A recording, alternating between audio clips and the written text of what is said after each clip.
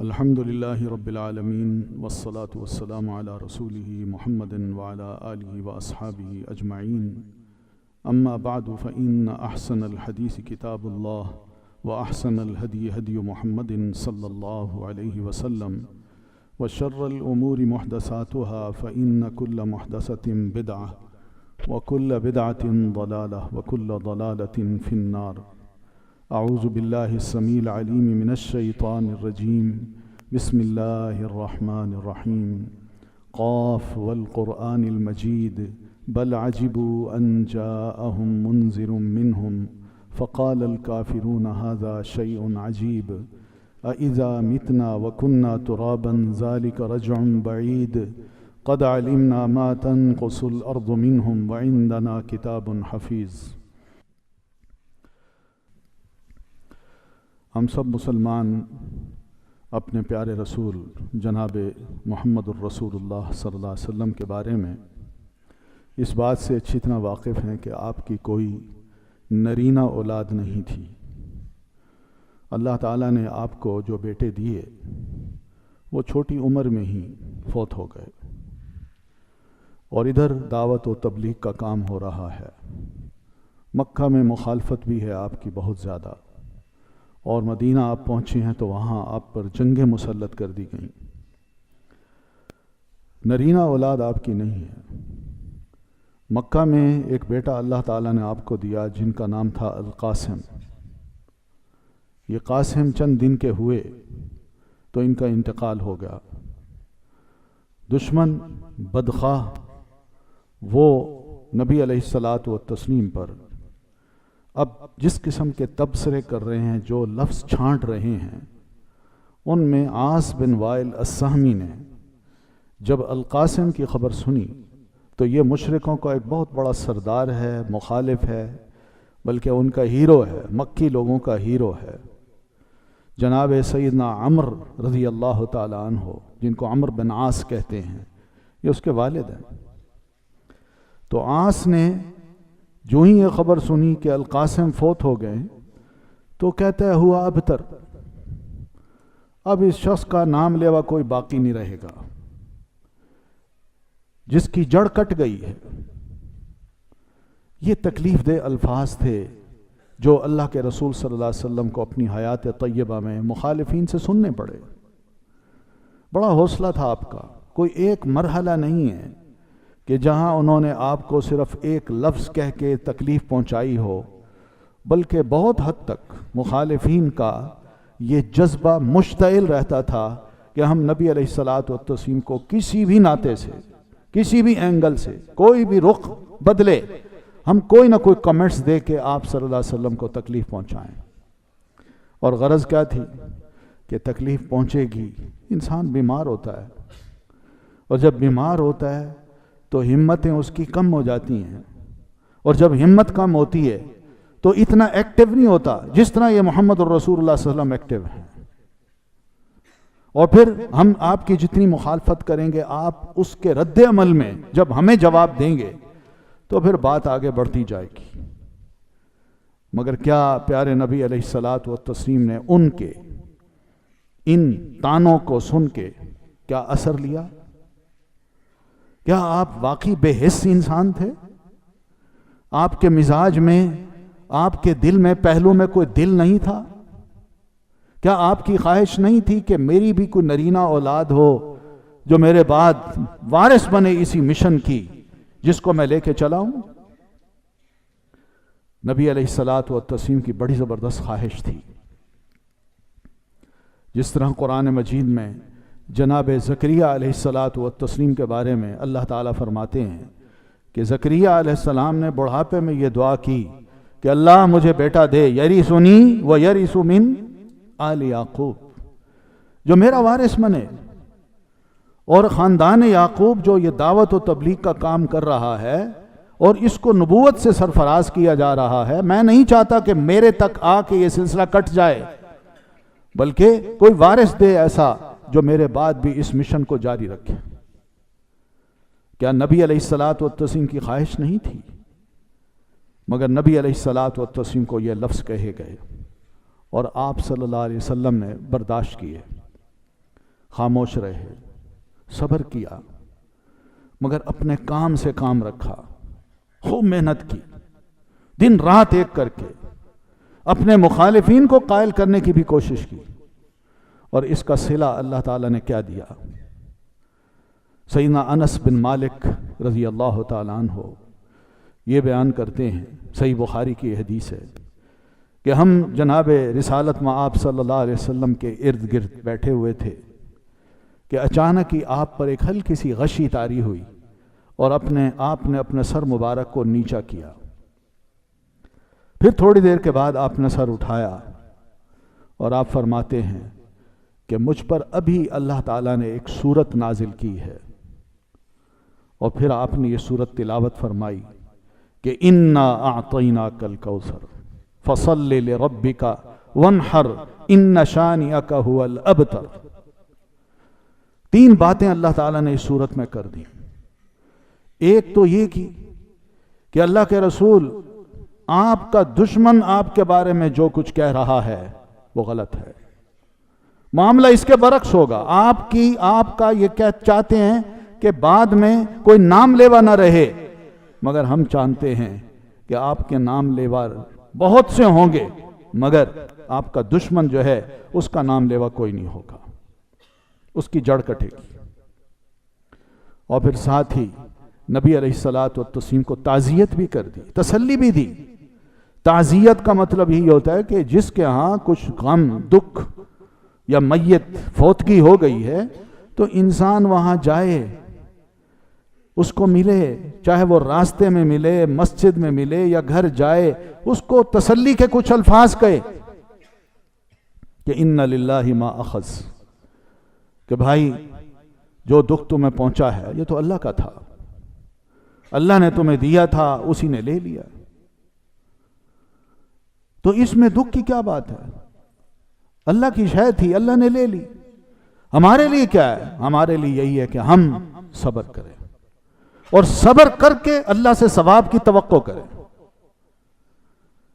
یہ وہ چیز تھی جو کہ نبی علیہ الصلاۃ والتسلیم نے امت کو سکھائی، اور پیارے نبی علیہ الصلاۃ والتسلیم کو فرمایا، اللہ کے رسول آپ تسلی رکھیں، دشمن آپ کو یہ کہتا ہے، ہم کہتے ہیں کہ اِنَّ شَانِئَكَ هُوَ الْأَبْتَرُ، آپ کا جو بدخواہ ہے، چاہے آپ کی زندگی میں ہے یا آپ کے بعد قیامت تک آنے والا، جس نے بھی آپ کے خلاف کوئی زبان کھولی یا آپ کا برا چاہا یا کوئی غلط کمنٹس دیے، تو وہ یاد رکھے کہ اس کی تو دم کٹ جائے گی، اس کی جڑ کٹ جائے گی، اس کا نام لیوا کوئی نہیں ہوگا، نام لیوا آپ کے ہوں گے۔ اور پھر دیکھ لیجئے نبی علیہ الصلاۃ والتسلیم کو اللہ تعالیٰ نے قاسم بھی لے لیے، ابراہیم بھی لے لیے، طیب بھی لے لیے، طاہر بھی لے لیے، لیکن ایک بیٹیاں بھی 4 بیٹیاں تھیں، ان میں 3 لے لیں، زینب، رقیہ اور کلثوم، یہ 3 بیٹیاں جو نبی علیہ الصلاۃ والتسلیم کی زندگی میں ہی فوت ہو گئی۔ زینب سب سے بڑی بیٹی تھی، اللہ تعالیٰ نے آپ کو اس بیٹی سے 2 بچے عطا کیے تھے، ایک کا نام تھا، بیٹا تھا، اس کا نام علی تھا، اور جو دوسری بچی تھی اس کا نام اسامہ تھا۔ علی بھی بڑے ہوئے، اور بچی جو تھی اس کا نام امامہ تھا، امامہ بھی بڑی ہوئی، لیکن یہی امامہ اللہ کے رسول صلی اللہ علیہ وسلم جب مسجد میں نماز پڑھتے جاتے تو یہ کبھی کبھی گھر سے نکلتی اور آپ کی حالت نماز میں ہی آپ کی گود میں آ کے بیٹھ جاتی، اور آپ صلی اللہ علیہ وسلم بڑے پیار سے اسی بچی کو اٹھاتے اپنے بازو میں، اور نماز پڑھاتے پڑھاتے آپ کھڑے بھی ہوتے، اور کھڑے ہیں قیام فرما رہے ہیں تو بچی ہاتھ میں ہے، پھر آپ رکوع کر رہے ہیں تو بچی ہاتھ میں ہے، جب آپ سجدہ کرتے ہیں تو بچی کو زمین پہ پیار سے بٹھا دیتے ہیں، اور پھر نبی علیہ الصلاۃ والتسلیم اسی بچی کو، جو کبھی کبھی آپ کی پشت مبارک پہ بھی سجدے کی حالت میں چڑھ جاتی تھی، آپ انتظار بھی کرتے کہ بچی ہے، چڑھی ہے، میں اٹھوں گا کہیں گر نہ جائے، بے قابو نہیں، بے قابو ہے ابھی، اور جب وہ قابو میں آ جاتی تو آپ صلی اللہ علیہ وسلم آرام سے سجدے سے اٹھ کے بیٹھتے تھے. اتنا پیار تھا آپ کو. پھر اسی طرح رقیہ جو تھی وہ بھی حضرت عثمان رضی اللہ تعالی عنہ کو دی، اور جو زینب تھی وہ ابو العاص کو دی. ابو العاص آپ کا ایسا داماد ہے جس کی آپ نے بڑی زبردست تعریف کی ہے. آپ نے فرمایا ابو العاص نے مجھ سے وعدہ کیا اور جو وعدہ کیا اس کو نبھایا. کیونکہ آپ صلی اللہ علیہ وسلم جب مکہ سے نکلنے لگے تو آپ نے فرمایا ابو العاص تم مسلمان نہیں ہو رہے، میری بیٹی مسلمان ہے، اگر وہ نکلنا چاہے تو اس کو روکنا نہ، اس کو آنے دینا. یہ وعدہ کیا اس نے، اور واقعی ایسا ہوا. سیدہ زینب ہجرت کر کے جب مدینہ آنے لگیں تو حاملہ تھی. راستے میں دشمنوں نے آ کے لیا اور ابو العاص چھوڑنے جا رہے ہیں یا کسی کے ساتھ انہوں نے بھیجا ہے، اور ابو العاص کی عدم موجودگی میں دشمنوں نے ان پر نیزہ مارا اور ان کے پیٹ پہ لگا، جس سے ان کا حمل ضائع ہو گیا. یہی بچی جب واپس مدینہ پہنچی تو نبی علیہ الصلوۃ والتسلیم نے فرمایا میری اس بچی نے اللہ کی راہ میں بہت زیادہ تکلیف اٹھائی ہے، ہجرت کریے، اور اتنی تکلیف اٹھائی ہے کہ اس کو دشمنوں نے بھی نہیں چھوڑا اور اس کے حمل کو ضائع کیا. یہ بچی بھی فوت ہو گئی. رقیہ تھی وہ سیدنا عثمان کو دی. آپ صلی اللہ علیہ وسلم بدر کے لیے تشریف لے جا رہے ہیں اور یہ رقیہ بہت سخت بیمار ہیں. آپ صلی اللہ علیہ وسلم سیدنا عثمان کو فرماتے ہیں عثمان تم اپنی بیوی کی نگرانی کرو، اس کی تیمارداری کرو، تم یہیں ٹھہرو، تم ہمارے ساتھ نہیں جا سکتے. اور آپ نے بھی فرما دیا کہ جس مہم پہ ہم جا رہے ہیں اور کچھ بھی ہو، اللہ تعالیٰ نے میرے ساتھ جانے والوں کو جو ثواب دینا ہے اس ثواب سے اللہ تمہیں محروم نہیں کرے گا. اور سیدنا عثمان رضی اللہ تعالی عنہ اپنی بیوی کی تیمارداری کر رہے ہیں. آپ ادھر جنگ لڑ رہے ہیں اور ادھر بیوی حضرت عثمان رضی اللہ تعالی عنہ کی فوت ہو گئی. جب آپ واپس تشریف لائے بدر سے تو آپ کے علم میں یہ بات آئی. دکھ ہیں نبی علیہ الصلوۃ والتسلیم کی زندگی میں. اسی طرح یہ ام کلثوم تھی دوسری بچی جو آپ نے سیدنا عثمان کو دی، اور سیدنا عثمان رضی اللہ تعالی عنہ کو یہ بچی دیتے ہوئے آپ کو کوئی خوشی تھی، آپ کو بہت خوشی تھی، کوئی دکھ نہیں تھا کہ عثمان ایک انتہائی شریف انسان، حیا والا انسان، جس سے آسمان کے فرشتے بھی حیا کرتے ہیں، جس کی یہ خوبیاں ہیں، وہ اس کو اپنی بچی کیوں نہ دوں. اور آپ نے دی. یہ بھی سیدہ خدیجہ رضی اللہ تعالی عنہا کی اولاد ہے، انہی کے بطن سے یہ پیدا ہوئی ہیں. یہ بچی جب فوت ہو گئی تو نبی علیہ الصلوۃ والتسلیم اسی عرصے میں اپنی آخری بیٹی کا نکاح سیدنا علی رضی اللہ تعالیٰ عنہ سے کر چکے تھے. تو پیارے نبی علیہ الصلوۃ والتسلیم نے ام کلثوم کی وفات پہ ایک ایسا جملہ ارشاد فرمایا جس کو سن کے ہر عالم نے پاکستان نہیں، اس عالم اسلام کے ہر عالم نے ماضی میں بھی اور اس دور میں بھی سیدنا عثمان رضی اللہ تعالیٰ عنہ کے مقام عالی کو سمجھ لیا. آپ نے فرمایا عثمان اگر میرے پاس 100 بیٹیاں ہوتی اور ایک ایک کر کے فوت ہوتی جاتی تو میں سب کا نکاح تجھ سے کرتا جاتا. یہ کوئی معمولی مقام نہیں ہے. اسی وجہ سے سیدنا عثمان کو ذو النورین کہتے ہیں، 2 نوروں والا. یہ فاطمہ کی بڑی 2 بہنیں ہیں، ایک ہی ماں کی اولاد ہیں، اور سیدنا عثمان کو ملی ہیں. اتنا بڑا مقام علماء کہتے ہیں کہ پوری انسانی تاریخ میں کسی نبی کے صحابی کو یہ مقام نہیں ملا جو جناب عثمان رضی اللہ تعالیٰ عنہ کو ملا ہے. کسی نبی کے صحابی نے نبی کی 2 بیٹیوں سے شادیاں نہیں کی، مگر حضرت عثمان رضی اللہ تعالیٰ عنہ کو یہ مقام ملا ہے کہ پیارے نبی صلی اللہ علیہ وسلم کی 2 بیٹیوں سے آپ کی شادی ہوئی ہے.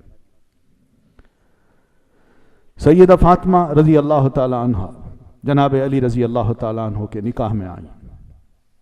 ان کو اللہ تعالیٰ نے جو اولاد دی، حسن اور حسین، ان کی اولاد الحمدللہ اس کے آج بھی بہت سے لوگ موجود ہیں اسی اولاد کے، ماضی میں بھی رہے اور اب بھی موجود ہیں.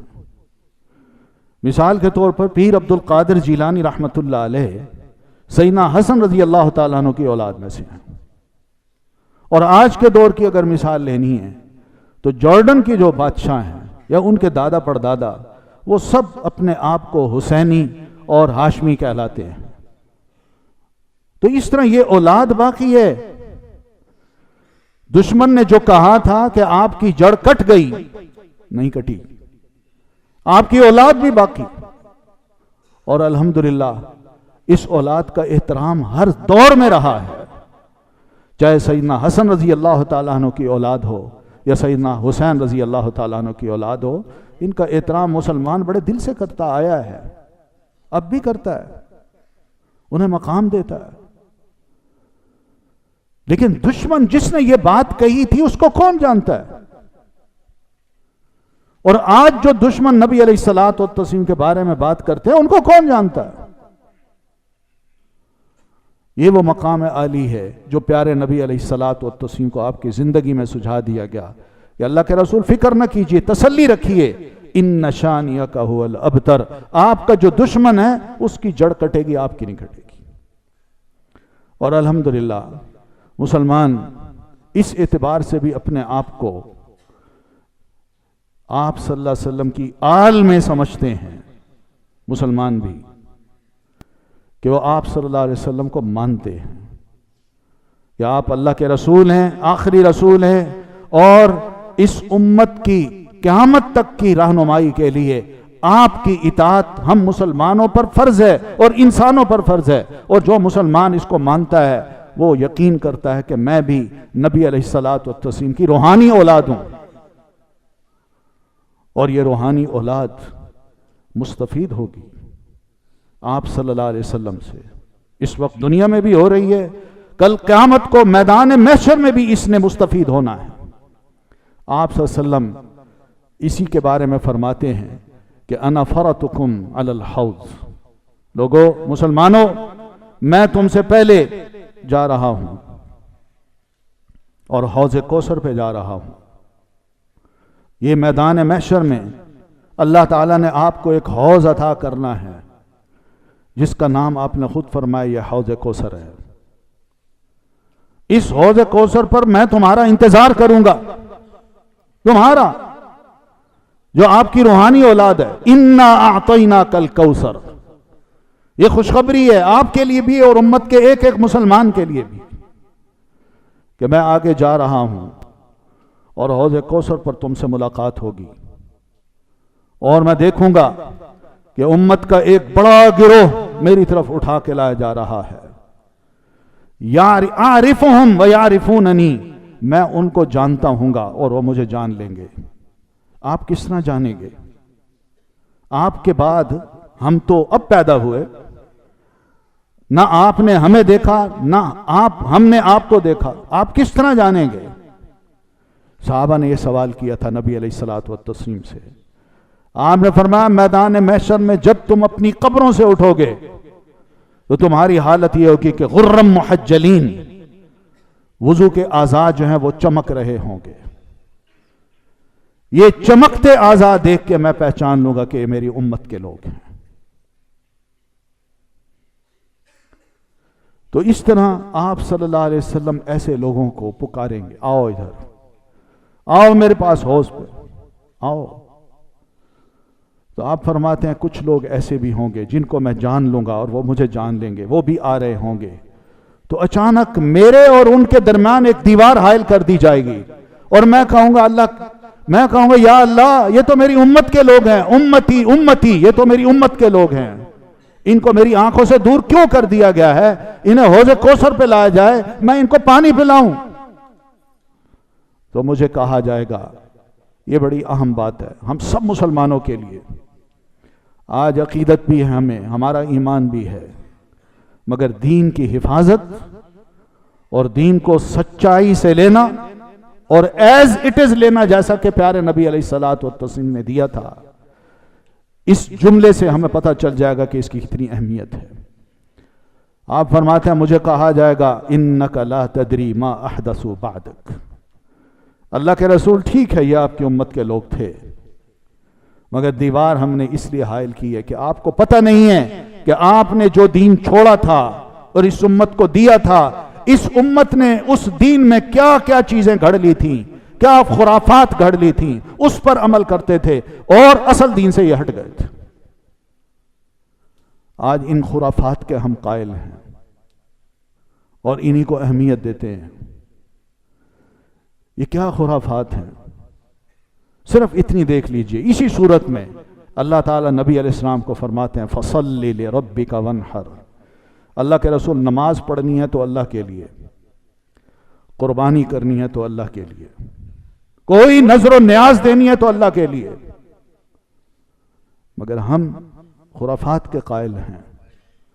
ہم اللہ کے ساتھ کسی اور کے لیے بھی دیتے ہیں، اس کے لیے باقاعدہ دن مقرر ہوتا ہے، اور دن مقرر کر کے وہ چیزیں جب تقسیم کرتے ہیں تو یہی کہتے ہی ہیں کہ اللہ کے لیے، مگر ہمیں پتہ ہے کہ اس دن ہم نے کرنا ہے، اس دن کو چھوڑ کے اگر کوئی اور دن کیا جائے تو پھر پتہ چلتا ہے کہ بندہ اللہ کے لیے کر رہا ہے یا اس کے لیے کر رہا ہے۔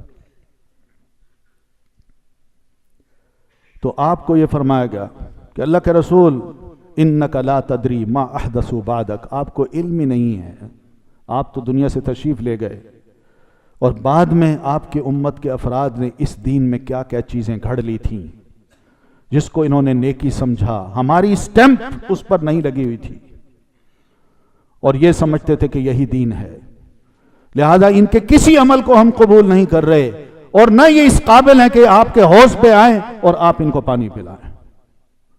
آپ یہ جملہ سنتے ہی فرمائیں گے فَسُحْقًا سُحْقًا، اس بندے کو میری آنکھوں سے دور کر دو، میں اس کو دیکھنا نہیں چاہتا، لمن غیر بعدی، جس نے میرے بعد میرے دین میں معمولی سے بھی تبدیلی کر ڈالی۔ یہ دین جو مکمل صورت میں ہم مسلمانوں کو ملا ہے، کیا ضرورت ہے اس میں اپنی طرف سے کسی چیز کو ایڈ کرنے کی اور اس کو دین سمجھنے کی؟ یہ جو ہمارے ہاں جو کچھ ہو رہا ہے، یہ کون سا کلچر ہے؟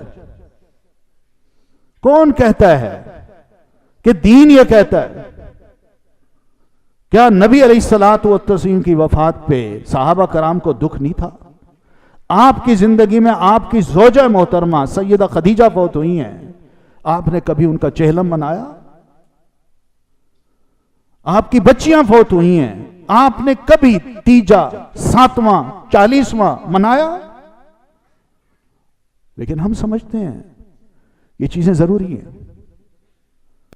اب ایک معاشرے کی قدر بن گئی ہے کہ ہم یہ کریں گے تو ہماری عزت ہوگی، برادری میں بھی، ورنہ برادری سے ہم کٹ جائیں گے، اور یہ رسمیں اس لیے کرنی ہے کہ لوگوں کو خوش کریں، ناک ہماری ٹھیک رہے، اور اگر نہ کی تو لوگ ہمیں برا سمجھیں گے اور یہی کہیں گے کہ مر گیا مردود، نہ فاتح نہ درود۔ یہ اس کے قائل ہیں۔ اور یہ جملہ کس کا ہے؟ کیا اللہ کے رسول کا ہے؟ سوچنے کی بات ہے، یہ اللہ کے رسول نے فرمایا؟ یہ ہماری اپنی گھڑت ہے۔ اللہ کے رسول صلی اللہ علیہ وسلم پر بھی الزام آتا ہے کہ آپ نے اپنے ہاں کسی بھی وفات پہ کوئی ایسا دن نہیں منایا، لیکن یہ چیزیں ہیں، چل رہی ہیں۔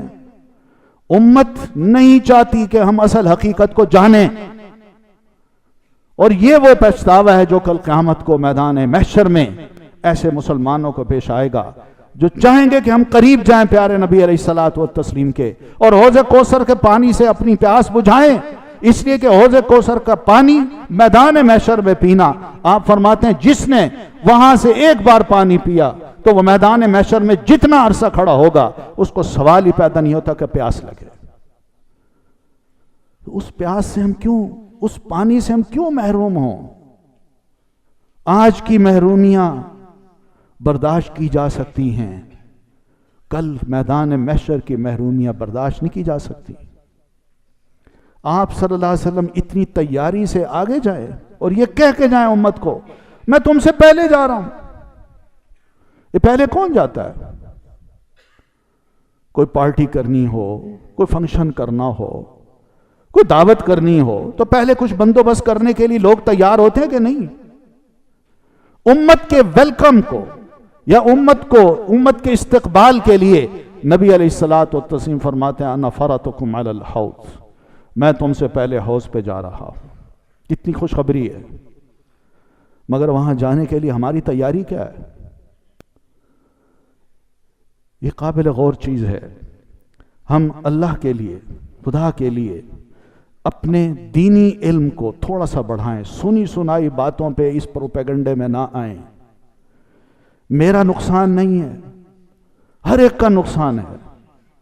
معاملہ میری ذات کا نہیں ہے، میری اپنی پارٹی یا گروہ کا نہیں ہے، ہر ایک کی آخرت کا معاملہ ہے، آخرت کا۔ اپنی آخرت کو سنوارنے کے لیے بڑی ضروری باتیں ہیں کہ پیارے نبی علیہ الصلوۃ والتسلیم، بلکہ آپ ایک اور ارشاد فرماتے ہیں، ایک اور حدیث ہے جس میں آپ فرماتے ہیں فَلَا تُسَوِّدُوا وَجْهِي، دھیان کرنا کل حوض کوثر پہ میں ہوں گا، ایسا نہ ہو کہ تم میرا چہرہ وہاں کالا کر دینا۔ مراد یہ ہے کہ اس طرح کے اگر کرتوت کیے تو تمہاری اکثریت اس حوض پہ نہیں آ سکے گی اور مجھے شرمندگی ہوگی۔ میں نے کیا تیاری کر رکھی ہوگی اور تم کس طرح تیار ہو کے آؤ گے؟ یہ بھی ابن ماجہ، سنن ابن ماجہ کی روایت ہے جس میں نبی علیہ الصلوۃ والتسلیم یہ لفظ ارشاد فرمائے۔ سوچئے ہم کل قیامت کو نبی علیہ الصلوۃ والتسلیم کو حوض کوثر پر کتنا خوش دیکھنا چاہتے ہیں اور اس کے لیے ہم کیا کر رہے ہیں، اور کتنا ناراض دیکھنا چاہتے ہیں اور اس کے لیے ہماری جو صورتحال ہے عملی اور نظریے کی وہ کتنی کمزور ہے، کتنی اصلاح طلب ہے۔ اللہ تعالی ہم سب کو توفیق دے کہ ہم حوض کوثر پر نبی علیہ الصلوۃ والتسلیم کے ہاتھ مبارک سے پانی پینے کے قابل ہو جائیں اور دنیا میں اپنا وقت ایسا گزاریں کہ اللہ تعالی میدان محشر میں بھی ہمیں پیاسا نہ رکھے۔ اقول قولی ھذا واستغفر اللہ لی ولکم ولسائر المؤمنین برحمتک یا ارحم الراحمین۔